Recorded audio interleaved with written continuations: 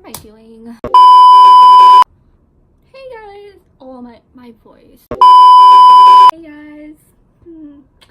So this is gonna be like my little advice video, I guess, for attending Stony Brook. But first, so I'll just tell you a little bit about myself first. My name's Michelle. I attend Stony Brook University in Long Island, New York. I am a freshman. I am 18 years old, and yeah, it's my first year at Stony Brook, but now I'm in my second semester, so I know a bit more about Stony Brook, I guess. So I'm from Connecticut. I'll talk about like my coursework first. So I am a psychology and economics major. Last semester I was a computer science major, but then if any of you guys attend Stony Brook, you would know why I switched. It's like really hard if you didn't take any high school classes, which I didn't. So yeah, and like everybody like failed the intro class in my class, so like if I know I'm gonna fail, why would I take it again? I didn't fail the class, but yeah, I decided to switch to psychology and economics because I was really interested in those two majors, and it's really easy to switch majors. All you have to do is get signatures of the head departments, I guess, and so that was a pretty easy process, unless you're looking to switch into like our business school or like our health science department. Those, I think you need a certain GPA to get in. And my coursework right now is I'm mostly taking intro classes because I am a freshman. Right now I'm taking 6 classes, I think. So I'm taking psychology 103, I'm taking economics 108, I'm taking bio 201, and I'm taking the intro class for Stony Brook. It's like ITS because that's the quad I'm in right now. I'm in Mendelsohn quad. What else do I take? I take writing 102 because I didn't have to take writing 101 if you got a certain score on your SATs, I think. And then I'm also taking math 125, which is just calculus. I don't know, I feel like high school calculus and college calculus are really different from each other. So don't be too upset if you fail, as my teacher said even if you do really bad on your first exam, it's still possible to get an A in that course. I think at Stony Brook you have to be very hardworking, and if you're not a hard worker, I wouldn't attend Stony Brook because all my friends that do slack off do get really bad grades and a really bad GPA. So if you think Stony Brook is right for you, attend, and if you don't like it, just transfer, honestly. Like, I know so many people who do transfer out of Stony Brook, and it's not like a bad thing because there's people transferring from every college there is. And yeah, so don't expect to get like a really high GPA for your first semester at Stony unless you're like really on top of your shit and everything. It's pretty much all I have to say about the coursework, unless you guys have more questions. So I'll move on to like the social scene. So I'm not a very social person, but I'm not like antisocial. I won't go out of my way to make friends, I guess. I feel like it's kind of hard to make friends here if you didn't know anyone before coming here. I know like most people who come here are from like the New York area, like Brooklyn, Queens, Staten Island, Long Island, and places like that, mostly from New York. So if you're like from out of state like me, like if you try and make friends, you'll make friends, but like I wasn't really trying, so I don't really have that many friends in college, I guess. And I have like class friends, but I don't really talk to them, only like during class. But I feel like that's enough for me, and if it's not for you, you can just honestly just go outside and talk to some people, and I feel like it's pretty easy to make friends like that. So yeah, at the SAC there's usually events being held like every single day.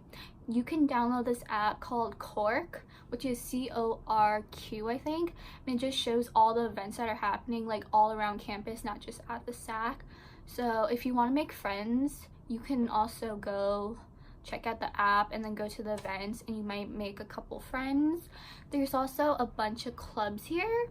If you want to make friends, join some clubs, go to some parties, do stuff like that. Okay, I wouldn't really suggest going to parties to make friends, but maybe join a sorority if you really want friends, and you'll get some good friends. That's what I heard. I'm not in a sorority, but yeah, I've heard good things sometimes. And then depending on where you live, there's also like a lounge, and like you can probably make some friends there too. I know in the lounge that is downstairs from my building, there's always people playing video games, doing homework. So if you want to make some friends, you can just like ask to join in their video games or whatever. I don't know. You can also make some friends in your class, like just ask them like a question and then like get to know them, I guess, but you don't have to. I made a couple friends that way, but they're not like really good friends. Just make sure you have like a really good friend in college, I think, so you have someone to talk to, because you're gonna want to like rant a lot. Well, at least I do.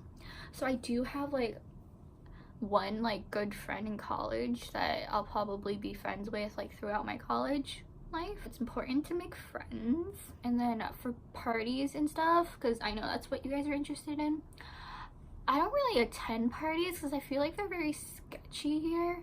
So here, all the parties are usually off campus, and you're not allowed to Uber there or anything. You can't even walk there, you can't Uber there, you'll be like turned away or something.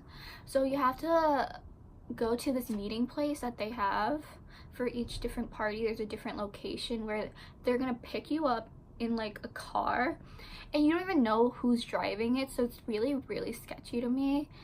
And yeah, you just go in that car and they drive you there, and then they drive you back, I think. I don't really know because I haven't attended any, because I'm not about to get kidnapped and die. Okay, so JK, you probably won't die. I'm not saying you will die if you attend a party. I'm just kidding. I don't think you're gonna get kidnapped or anything. So just a disclaimer, I'm not saying if you go to a party you're gonna die or get kidnapped. That's not what I'm saying. I don't know what I was saying, but yeah, please just ignore it. I mean, I heard the parties here are very fun, and I can't really tell you if you should party or not. It's up to you. I know everyone likes to party sometimes, and I do too. Yeah, it's fun. So I'll talk about the food. I live in Mendelssohn Quad, as I mentioned, and we're really close to East Side Dining, so that's usually where I go for food. Food there is pretty bad. Like, for freshmen, I think, don't quote me, that you have to get like an unlimited meal plan where it's like a buffet, I guess, where you just pay a certain amount at the beginning of the semester. I think it's like $2,500 to swipe in, and then yeah, that's pretty much it. And the food there is like really repetitive. So if you're into American food, like burgers, fries, pasta is Italian, but like foods like that, like the all American foods, then you'd like it. But I'm really not. I like to have a variety of foods to eat, because like if you have the same thing every single day, it just gets annoying, I guess. I don't know. So I did have to get that plan, and I do try to eat there as much as I can because I did pay for it. But if I really don't like the food that day, I'll usually order food. And yeah, there's like Uber Eats, there's Seamless, there's Grubhub, there's a bunch of places you can order from. There's even a Domino's and stuff like that. So yeah, there's also a railroad like 10 minutes from campus where there's a bunch of restaurants there, so you can also just walk there, I guess. And then you can also Uber to places. So East Side Dining is usually what I go to, but I have tried West Side Dining, and I feel like West Side Dining does have better food, but that's because like that's where most of the upperclassmen live, like on that side of campus. So I live on the east side, And then there's also west side of campus. West side dining does have better food in my opinion. It's like the same concept as east side, where you just swipe in, you pay a certain amount. And if you live on the east side, you can go to the west side. If you live on the west side, you can come to the east side and eat.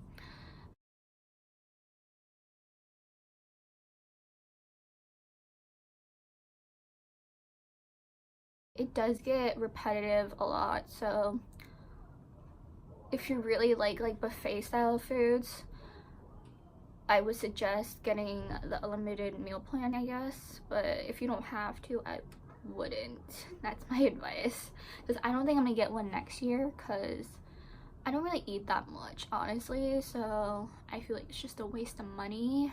And then there's also like a bunch of little like restaurants. There's the administration building where they have like a little food court called Jasmine, and I think they mostly have like Asian food. Mostly just east side and west side are like the most popular things.